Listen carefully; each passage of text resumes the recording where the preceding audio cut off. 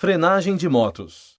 Quando o inesperado acontece, na maioria das vezes o freio se torna a única solução, e por mais habilidade que o motociclista tenha, a frenagem de uma moto depende de vários fatores como condições de frenagem, tempo de reação, distância de reação, tempo de frenagem.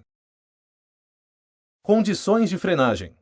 As condições do piso e dos pneus interferem diretamente no tempo de frenagem.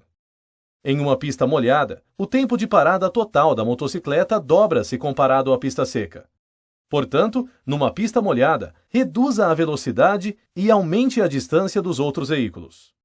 Outro item importante é a condição dos pneus, pois a banda de rodagem dos pneus serve para aderir à superfície com a qual entra em contato.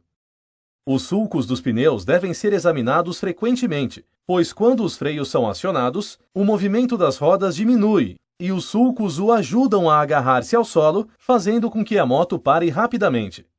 Pneus gastos ou mal calibrados têm menor aderência ao solo, ocasionando a derrapagem. Outro fator a ser considerado em uma frenagem é o tempo de reação. O tempo de reação é o tempo gasto desde o momento em que você vê o perigo até o momento em que os freios são acionados. Em média, o tempo de reação das pessoas é de 0,75 segundos, sendo que esse tempo pode variar com a idade ou o estado físico do motociclista. Distância de reação. Distância de reação é o espaço percorrido desde o momento em que você vê o perigo até o momento em que os freios são acionados. E, neste caso, quanto maior for a velocidade, maior será a distância percorrida até a reação. Tempo de frenagem. Tempo de frenagem é o tempo gasto para a moto parar depois que os freios são acionados. Esse tempo começa a ser contado no momento em que o motociclista aciona os freios. Pneus gastos ou mal calibrados e também pista molhada aumentam a distância de frenagem. O peso de uma moto em movimento está distribuído de forma equilibrada entre a roda dianteira e a traseira. Ao frear, o peso da moto vai todo para frente. Isso sobrecarrega a roda dianteira e faz com que ela se agarre ao solo com mais força. Por isso, a roda dianteira tem uma força de frenagem maior do que a traseira. O freio traseiro é menos potente, mas ajuda a reduzir a distância total de parada se for usado ao mesmo tempo que o freio dianteiro. Em asfalto plano e seco, o ideal é usar o freio dianteiro e o traseiro ao mesmo tempo.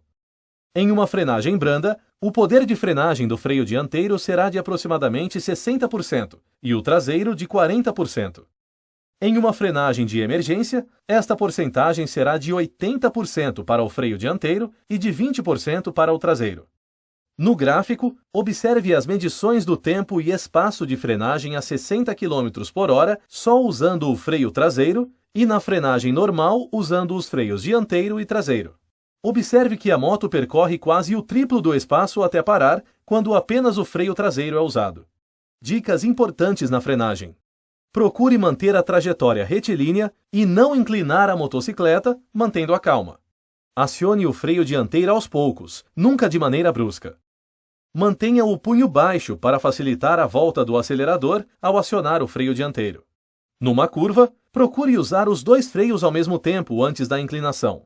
Mas se mesmo assim for preciso diminuir a velocidade, use o freio motor e, nos casos extremos, utilize os freios suavemente. Nunca use o freio dianteiro quando a roda dianteira estiver curva, pois a moto poderá derrapar.